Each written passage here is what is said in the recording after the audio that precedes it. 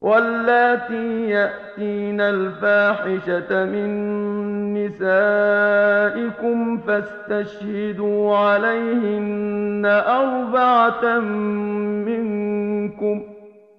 والذين يرمون المحصنات ثم لم يأتوا بأربعة شهداء فاجلدوهم 80 جلدة ولا تقبلوا لهم شهادة أبدا، وأولئك هم الفاسقون. لولا جاءوا عليه بأربعة شهداء فإذ لم يأتوا بالشهداء فأولئك عند الله هم الكاذبون.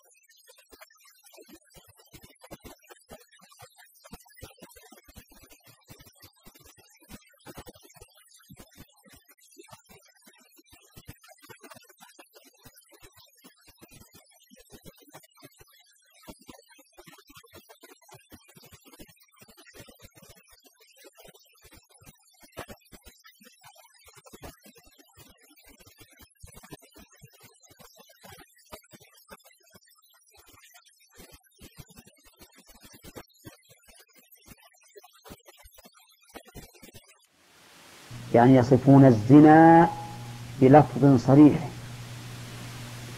بأن يقولوا رأينا ذكره في فرجها، لا بد من هذا.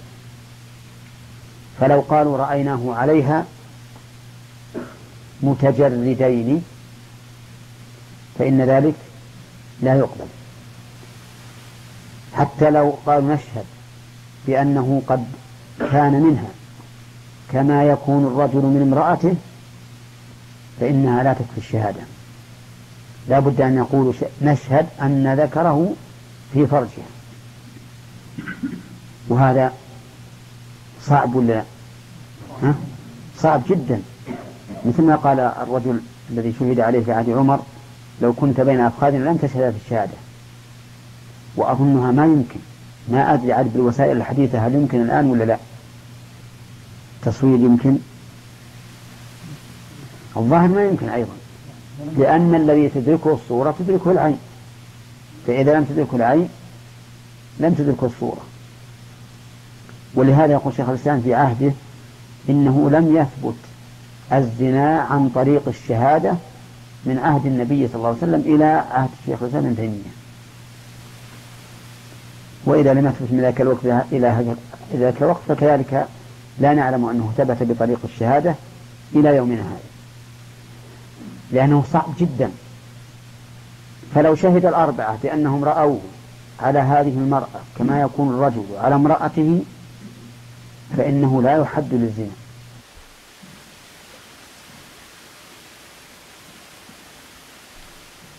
فضيلة الشيخ وفقكم الله، أسئلة عديدة تسأل تقول: هل التصوير الزاني والزانية يقوم مقام الشهود الأربعة؟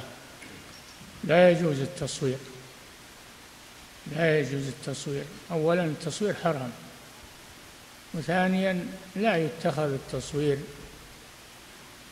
بينة ويحكم به على صاحب الصورة، هذا لا يجوز. الإسلام مبني على الستر وعلى درء الحدود، ما استطاع الوالي أن يدرأها مبني على الستر وعلى حفظ الأعراض. نعم.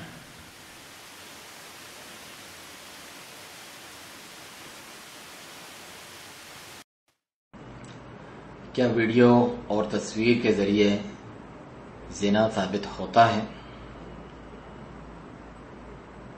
زنا کی یا عمل قوم لوط یعنی مرد کے ساتھ بدفعلی کی حد کو ثابت کرنے کے لیے اسلام میں 4 مرد گواہوں کی شرط ہے۔ فرمان باری تعالی ہے واللاتی یأتین الفاحشۃ من نسائکم فاستشہدوا علیہن 4 منکم، اور تمہاری عورتوں میں سے جو بدکاری کا ارتکاب کریں ان پر اپنے میں سے 4 مرد گواہ کر لو۔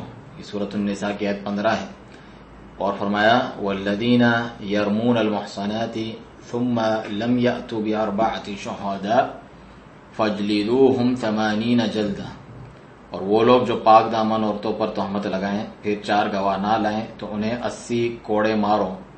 ولا تقبل لهم شہادۃ ابدا، اور ان کی کوئی گواہی کبھی قبول نہ کرو۔ وَأُولَئِكَ هُمُ الْفَاسِقُونَ، اور وہی لوگ فاسق ہیں۔ یہ سورۃ النور کی آیت 4 ہے۔